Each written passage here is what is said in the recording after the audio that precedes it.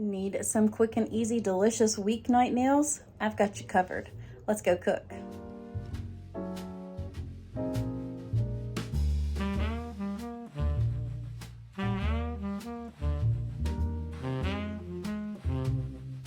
Hey, sweet friends, welcome back, or welcome if you are new. My name is Sammy, and this week's video is part of a cookbook collab that is hosted by my girl, Tamara, over at Southern Wife Everyday Life.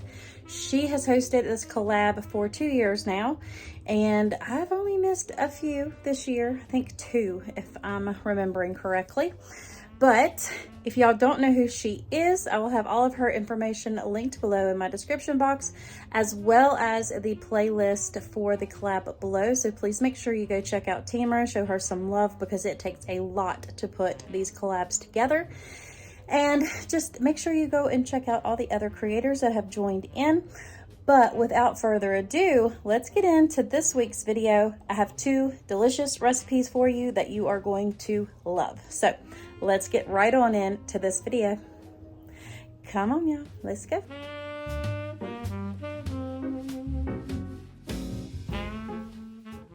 All right, y'all, so starting out this cookbook collab, we're gonna go ahead and make an easy weeknight meatloaf.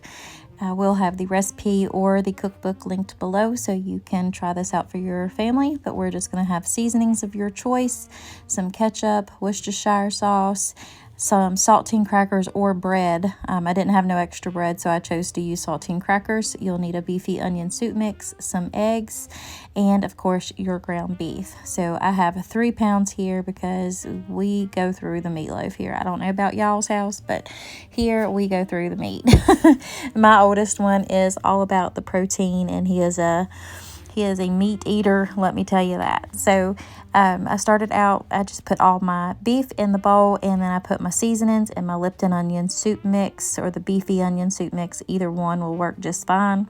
And then I put in my Worcestershire sauce, and then I'm going to go ahead and crack both of my eggs into the bowl. And then I will mash up the saltine crackers in those sleeves. You needed a full sleeve of crackers. And I had 2 half packs, so I just used both of those. And then you'll add in some ketchup, as much or as little as you like. I just added just as much as I thought we would need. None of my family likes the ketchup cooked on top of the meatloaf, so if I mix it in, it's fine and dandy with them. So that's typically what I do. And when I make my meatloaf, sometimes I just leave out the ketchup. So this one is different than my typical one. If y'all have been here a while, y'all will know that. But since we were cooking from a cookbook, I found one that would kind of fit in with our family's liking. So I'm just going to go ahead and mix this one up and get it shaped into the pan here in just a minute. You don't want to over mix this. If you end up over mixing, your meatloaf will be tough and dry, and that's what you don't want. So when I put this in the oven, I just went ahead and made some mashed potatoes, and I heated up some green beans. And that is what we had for dinner this night, and it was absolutely delicious. Now this goes in a 350-degree oven until it is nice and golden brown and cooked all the way through. And it took this one right about, I'm trying to think, maybe 35 to 45 minutes. It just depends on how thick you make it. But I think this one was right about 35 minutes in the oven. So not too long, and this was absolutely delicious. So I'm just showing you here when it was right out of the oven. I'm going to go ahead and plate this on up. And that is what we had for this night's dinner. And now we're going to go on in to the second recipe here in just a little bit.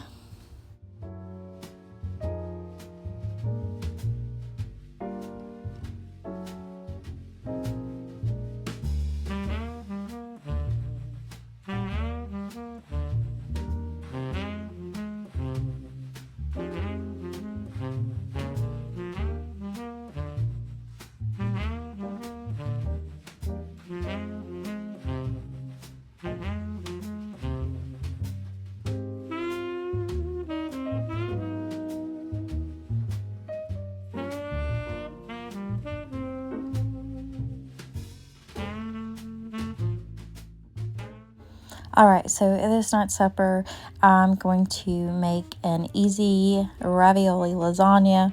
This was from a church cookbook. I've made it other ways before, and I'm pretty sure Tamara has made it several times too.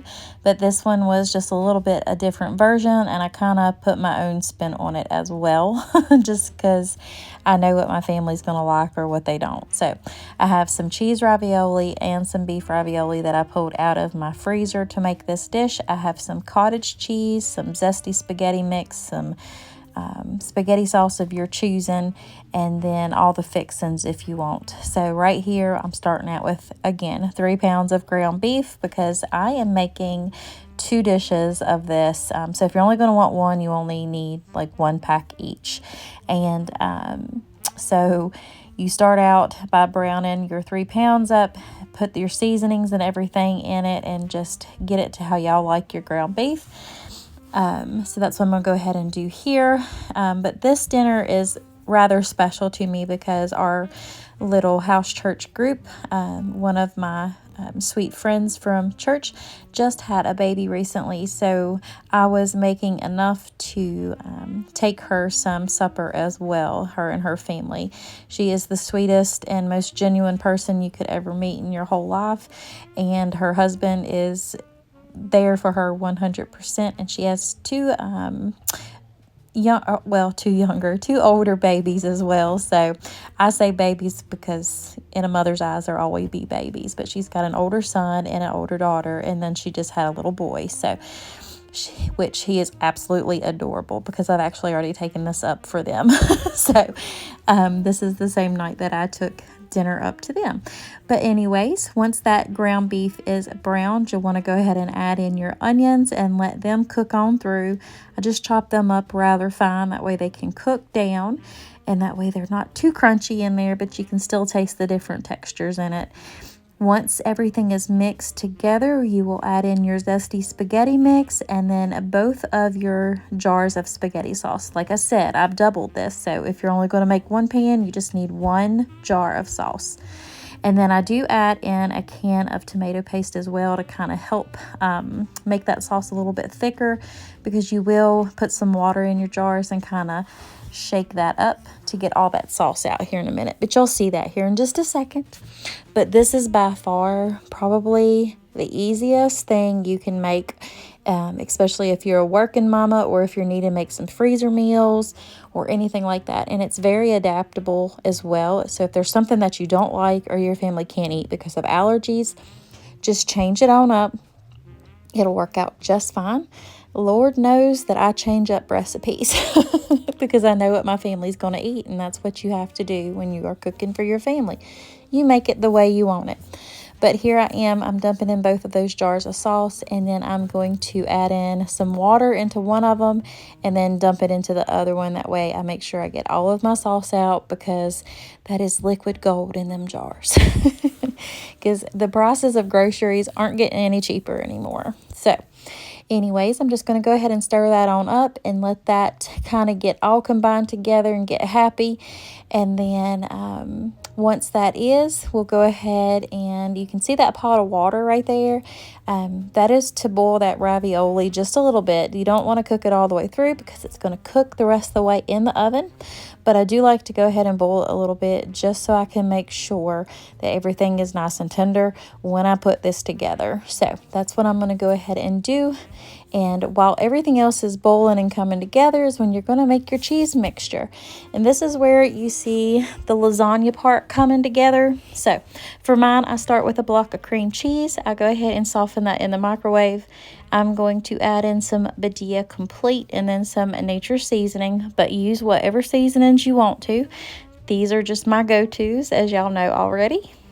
And then we're going to take some mozzarella cheese and the cottage cheese, and we're going to go ahead and stir all of that together until it's nice and creamy and well combined. And you make sure you season this, though, because you got to cook with layers of flavor, as I say. And then you'll stir all that together and make sure it is well combined, because you don't want big old clumps of everything in there. So that's what I'm going to go ahead and do here, just to make sure that everything is very happy together. Let me just put it that way. So once I have this mixed, I just set it off to the side, and then we start assembling the ravioli lasagna. This, I'm telling y'all have to give it a try if you haven't already. This is a winner ravioli dinner, since I can't say chicken. But it's a winner ravioli dinner. So putting this together, you just start out with some sauce in the bottom, and then you will layer on your ravioli on top of that. And then you put your cheese, some more sauce, and then ravioli, and you just keep repeating those layers until everything is how you want it. And then it'll go into a 350 to 375 degree oven, just depending on the temperatures, that how your oven works. Let me put it that way. But once it's all together, you will top it with some more cheese, of course. I just use an Italian blend cheese on mine. But you do make sure that everything is covered.